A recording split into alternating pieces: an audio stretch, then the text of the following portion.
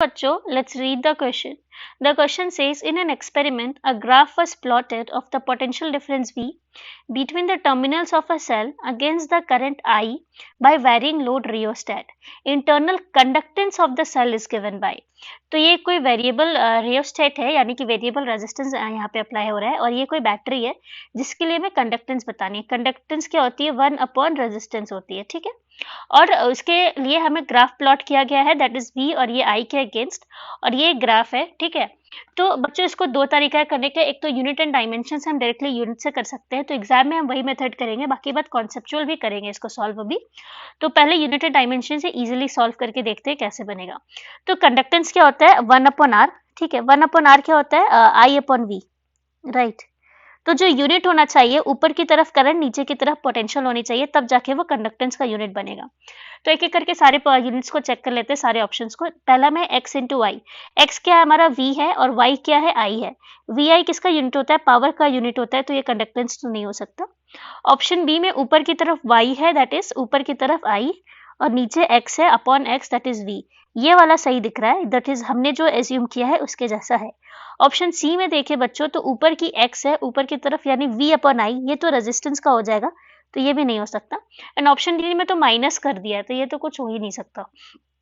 तो हमारा unit and dimension से ऑप्शन बी आंसर बन रहा है. सो ऑप्शन बी हमारा सीधा साधा आंसर. इजीली एग्जाम में ऐसा क्वेश्चन आएगा तो यूनिट एंड डायमेंशन से अपन इसको इजीली सॉल्व करेंगे, लेकिन मेथड से भी सॉल्व कर लेते हैं कि मेथड से कैसे सॉल्व होगा. ओके, मेथड 2, ये फर्स्ट मेथड था, इजी सा. सेकेंड मेथड में क्या है कि सबको ये फॉर्मूला पता होगा, v is equals to E minus I R, right. इसी फॉर्मूला से हम सॉल्व करेंगे. ठीक है, इस फॉर्मूला से एक बार ये कर लो कि v को जीरो कर लेते हैं. ठीक है, जब पोटेंशियल को जीरो कर लिया तो उससे क्या हो जाएगा? E is equals to I R हो जाएगा. तो यहाँ से करंट के लिए क्या वैल्यू आ गई? E by R. जब पोटेंशियल जीरो है तो करंट कितना हो गया? E by R. इसी में जब करंट को जीरो कर दे बच्चों, तो V कितना आ जाएगा? E के बराबर, EMF के बराबर. ठीक है, तब दोनों को रीड कर लेते हैं. जो हमने निकाला उसको ग्राफ में रीड करते हैं कि जब कभी भी करंट जीरो है, करंट कौन सी जीरो पे? ओरिजिन पे करंट जीरो है, तो वहां पे क्या है? ये जो हमारा V दे रखा है, ये जो हमारा V दे रखा है वो कितना हो जाएगा? जीरो के बराबर. सॉरी, यहाँ पे करंट जीरो है तो पोटेंशियल कितना हो जाएगा? EMF के बराबर. ओके, तो यहाँ पे हमारा पोटेंशियल कितना है? EMF. और यहाँ पे जो पोटेंशियल दे रखा है वो कितना है? x दे रखा है हमारे ग्राफ में, दिस इज x. ओके, और अगर अब ये फर्स्ट पॉइंट जहाँ पे पोटेंशियल जीरो है, पोटेंशियल कहाँ पे जीरो है? यहाँ पे पोटेंशियल जीरो है बच्चों. यहाँ पे पोटेंशियल जीरो है तो करंट कितना है? E upon R, right. E upon R को इसमें किससे डिनोट किया गया? y से. मैं इसको यहाँ फ्रेशली फिर से लिख देती हूँ. जब potential v is equals to E है तो ग्राफ में जो है सो इस पॉइंट को कैसे सिग्निफाई किया गया? x के हेल्प से, right. v equals to x. और जब पोटेंशियल जीरो है तो करंट कितना है? E upon R, that is y से इसको डिनोट किया गया है.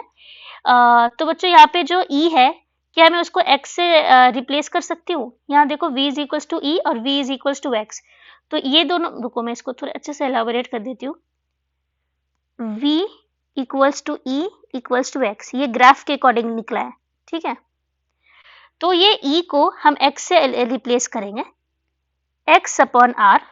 वेट, अलग पेन से कर लेती हूँ ताकि पता चलेगा कि ये ग्राफ का पार्ट है यहाँ से. ठीक है, यहाँ से हम जो कुछ भी एक्सट्रैक्ट कर रहे हैं वो ग्राफ के हेल्प से एक्सट्रैक्ट कर रहे हैं, दैट इज x. इसके थ्रू से मैंने इसको यहाँ पे पुट किया, x upon R equals to y implies 1 upon R is equals to y upon x. और यही तो कंडक्टेंस है बच्चों, 1 अपॉन आर ही तो कंडक्टेंस है. तो कंडक्टेंस कितना आ गया? y upon x. तो कॉन्सेप्चुअल भी कितना आ रहा है? ऑप्शन बी आ रहा है, that is y upon x.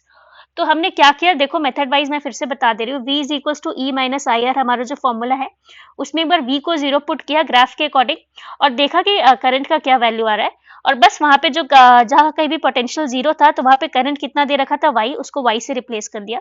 Same चीज रिपीट किया जब करंट को जीरो करके, करंट के जीरो करके किया तो पोटेंशियल का क्या वैल्यू दे रखा था ग्राफ में, उसको x से रिप्लेस किया. एंड दोनों को इक्वेट करके हमने 1 अपॉन सी, दोनों को इक्वेट करके हमने कंडक्टेंस निकाल लिया, that is 1 upon R. 1 upon resistance for the battery. तो आ गया हमारा y upon x. So option B is our final answer. Hope you understood it well and best of luck. Thank you.